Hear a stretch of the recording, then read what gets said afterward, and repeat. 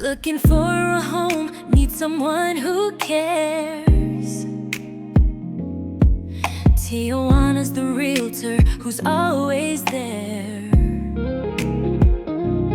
Oh, hello everyone. This is your girl Tijuana, the realtor that you deserve. This morning, my husband and I, Derek, we are in Veterans Park in Harrisburg, North Carolina, and we just thought to come out here and do a quick video to just share who we are. A lot of y'all probably already know, but just wanted to kind of talk to you today about what are we going to talk about today? Well, today, good morning. We're going to talk about relationships and real estate. Yes. Okay. A lot of times people are like, how do y'all stay together for so long? And what are y'all doing? How do y'all make it work? So we're going to just tell y'all a little bit about us and bring y'all into our world. But do want you to enjoy the scenery. We're going to just enjoy this beautiful day while we chit chat with y'all. What are we going to talk about first? We're going to talk about real estate or relationships? Which one? Well, we can talk about real estate. Real estate? Okay. Yes. All right. So, as you all probably know, I've been in the business for, it's going on 24 years in July. I started July 2001, actually. 2001 is when I started. And so, how has that journey been for you as a husband? Seeing that, you know, I would work long hours. I'm showing properties all over in South Carolina.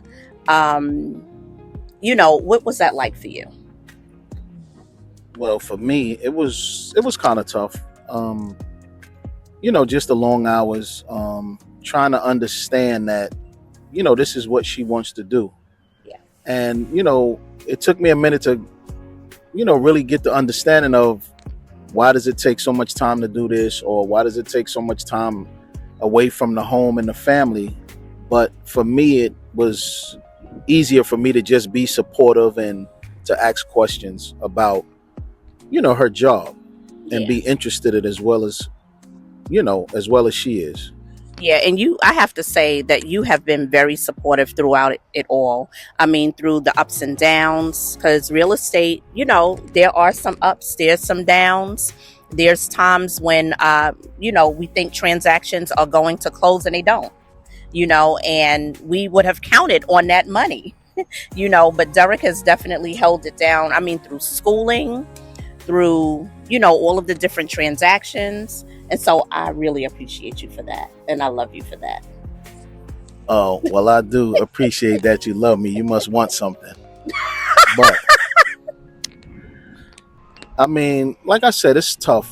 And it was tough. I mean, it's a whole lot better now. So much more understanding. And, you know, it took a lot of communication, you know, because, I mean, if you're coming home late, I want to know, where were you? You know, why did this take so long for you to come home? Or it be plans that we had. You know, the kids are asking where you're at. So, you know, it took a lot of communication on both parties to explain to each other and to the kids, you know, about her job, really. Yeah. The other thing, too, I have to say is through the journey, you've learned a lot. There's been many people that I've helped at your job to purchase a home, and they've told me, oh, your husband told me this, or, oh, I know that because your husband said that. And I'm like, okay, you know, so just knowing that you were listening and learning, and you were able to talk about different real estate things, basically, you know, different programs, mortgage programs and such, and that you actually knew what you was talking about. I thought that was great, you know, that you were listening. Well, I mean, it makes things easier, you know, if you needed to ask that person a question that was on my job or someone that I knew, you know, would make it easier as far as being the middleman. You know, it wouldn't have to be a back and forth, you know, missing each other on the phone. You know, I would kind of, you know, feed them information, nothing personal, but just, you know, like she said about programs, just different information that I've known on my own from purchasing my homes. Yeah. So, that does help to, show some interest and, be supportive of your spouse. Yeah. Yeah. Again, the support is phenomenal. I have to keep saying that because there has been, I mean, I would get into my way where I would get frustrated, agitated, and then I'll start just snapping on them, and just being just impatient, and sometimes with the lack of communication from my part, I would feel like he would know certain things or he should know certain things. So then when he would ask me, I would just get frustrated and be like, and snap on him or whatever. And he would just be like, Sugar, that is my nickname. That's my family name. But Sugar, you need to go calm down. You need to sit down or whatever have you. But he would check me in a loving way, and I appreciate that. Yeah, that's funny. And it did happen, like I said, everybody's going to get frustrated at times. And, I would tell her to, just pray about it. If it's something I can't help her with, just go pray about it. Or if it's that much of a burden on you, that's probably going to bring you some peace and some understanding. And, I would ask questions and try to figure out what's going on or any information that I could give to, kind of help her out with her job and, make whatever process she's going through a lot easier than what it was. Just suggestions though, because I didn't really know too much about real estate. I know a little more now, but back then I really didn't know too much. It was new. So, I just wanted to be supportive and was hoping that, it would be successful for her. Yes. So let's talk about when we would go on vacations. Y'all, that would be the most frustrating time a lot of times because while we're on vacation, as a realtor, you're still accepting phone calls. Sometimes you have to still, transact. You have to negotiate deals. And so I would have to take calls, hop on my phone, hop on, my laptop or whatever have you. And I would see his face and his face would be like, my God, like, I don't believe this, so let's talk about that. Well, I'm trying to figure out who was more frustrated, her or myself. I would think, we have a vacation plan that we've been planning for a couple of weeks or months. And, we're driving, somewhere where we're driving to. And, we get our breakfast. I have the music ready, just something to, make the vibe real good. And here comes a phone call. And the first thing is, babe, it's going to be 5 or 10 minutes and I'm off the phone. 5 or 10 minutes are turning to 30 to 45. And that took a lot of understanding. I would just turn the music off and just ride like a chauffeur. I would drive like a chauffeur. And, I'd be ready to burst at the pipes because I'm so frustrated. And then she'll get off the phone call and act like nothing ever happened. Babe, turn the music back on. And I'm not even in the mood. The vibe is messed up now. So, yes, that was very frustrating. But like I said, it took a whole lot of understanding from my part and hers if it was phone calls that she could, end faster than what they should. So, yeah. And so what I started doing was, first of all, I was blessed to have an assistant.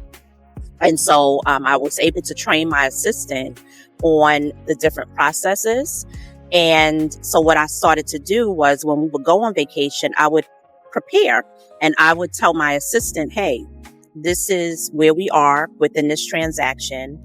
And what I would do is I would also communicate with my clients to let them know that, I'm going on vacation. However, I'm still available, limited though.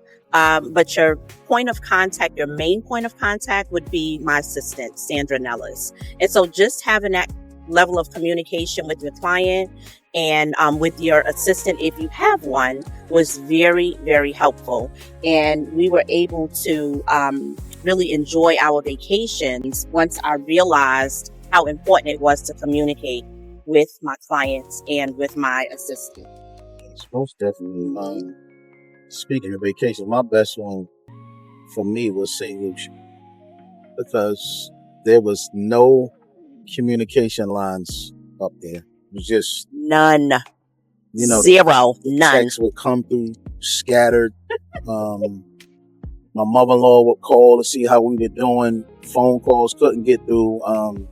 I think that was the most rest and great time that we've had on any of our vacations. Yeah, I have to agree. All right, Derek. So, what advice can you leave for our viewers As far as what? as far as spouses with real estate agents? What can you say?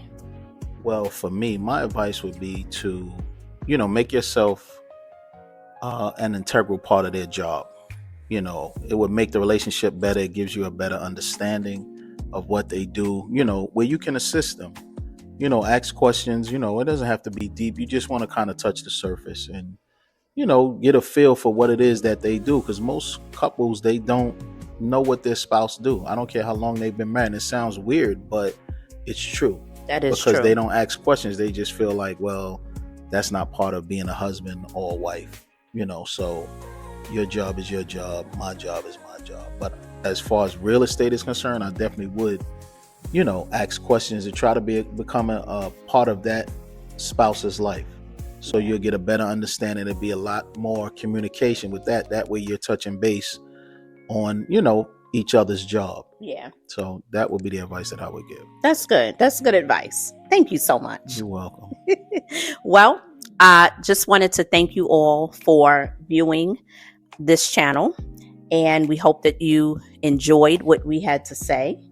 And we ask that you will like, share, and make any comment. You can ask us any question that you may have. We're more than happy to answer it.